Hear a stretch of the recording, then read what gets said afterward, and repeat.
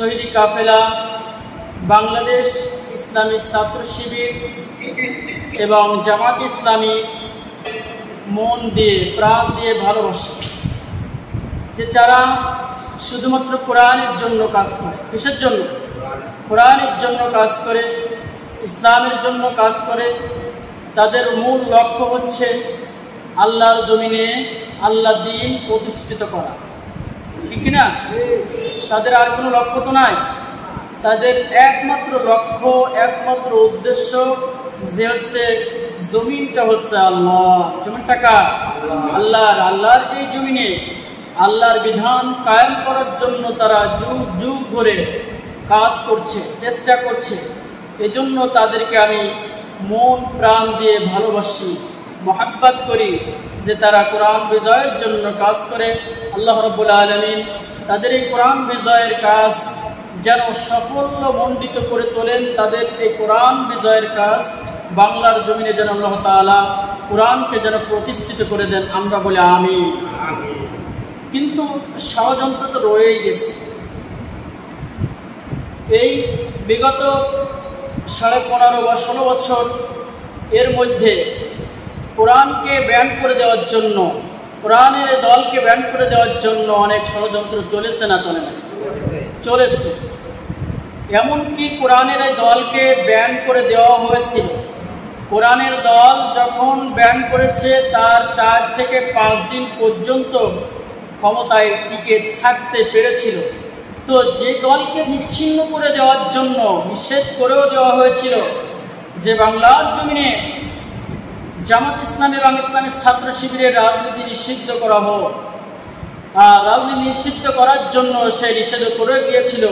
কিন্তু আল্লাহ রাব্বুল আলামিন দেখিয়ে দিয়েছেন, যে ব্যক্তি কোরআনের দলকে ব্যান করে দিয়েছে আল্লাহ রাব্বুল আলামিন তাকেও বাংলার জমিন থেকে ব্যান করে দিয়েছে। ঠিক কিনা? এটা আল্লাহ তাআলা পারেন কিনা? তো আজকের সেই ষড়যন্ত্র থেমে থাকেনি। সেই ধারাবাহিকতার সেই পথ ধরে, একই পথ ধরে বিভিন্ন রাজনৈতিক দল আজকের এই কোরআনের দলকে ব্যান করে দেওয়ার জন্য কোরআনের নেতাকর্মীদেরকে আজকের মারতেছে, গুম করতেছে, হত্যা করতেছে, খুন করতেছে। কোরআনের এই দলের নেতাকর্মীদেরকে বিভিন্ন জায়গায় জখম করতেছে, হাতুড়ি দিয়ে মারতেছে, রড দিয়ে পিটাইতেছে। তোমরা যতই রড দিয়ে পিটাও, হাতুড়ি দিয়ে মারধর করো, আর জখম করো, হত্যা করো, এই দল ইসলামী সংগঠন বাংলাদেশ জামাত ইসলাম এবং ইসলামী ছাত্র শিবিরকে এই বাংলার জমিন থেকে নিচ্ছিন্ন করা যাবে না। জোরে কথা বলুন, ঠিক? এরা একমাত্র সামনে বুক পাঠিয়ে দিতে দ্বিধাবোধ করে না, গুলির সামনে মাথা নত করতে এরা দ্বিধাবোধ করে না। এরা ভয় করে আল্লাহকে। কাকে ভয় করে? আল্লাহকে।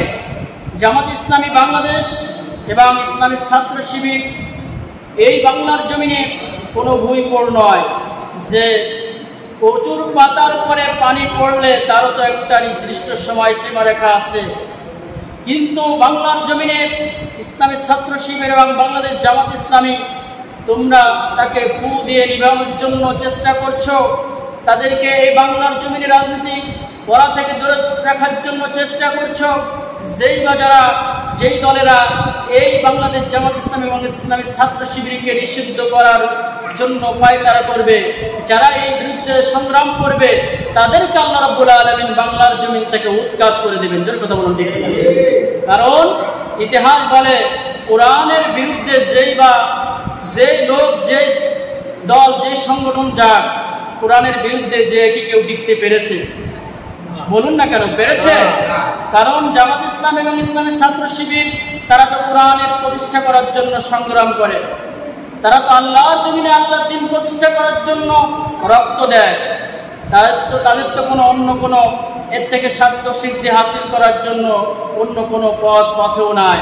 তাদের সন্তুষ্ট করে একমাত্র আল্লাহকে। কাকে সন্তুষ্ট করে? আল্লাহ রাব্বুল আলামিনকে সন্তুষ্ট করে। এজন্য আমাদেরকে সব সময়, যেহেতু উলাইকা হিজবুল্লাহ, একমাত্র আল্লাহর দল হচ্ছে সফল কাম, তো আমরা দল করতে চাই আল্লাহর দল। কার দল? আল্লাহর দল।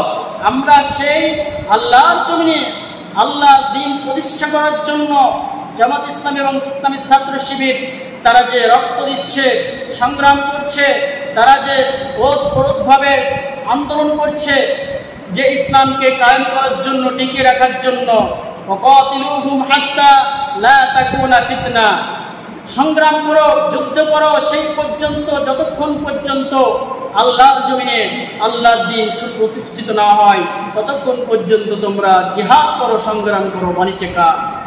আল্লাহর বাণী। দেখুন আল্লাহর জমিনে সুদ আছে না নাই, ঘুষ আছে না নাই, জিনা আছে না নাই, হত্যা আছে না নাই, জুলুম আছে না নাই। এই সমস্ত দূরীভ করার জন্য, এই সমস্ত দূরীভূত করার জন্য জামাত ইসলাম, ইসলামী ছাত্র শিবির সব সময় কাজ করে যাচ্ছে। আল্লাহ রাব্বুল আলামিন তাদের কাজে সফলতা দান করুক, আমরা সবাই বলি আমিন।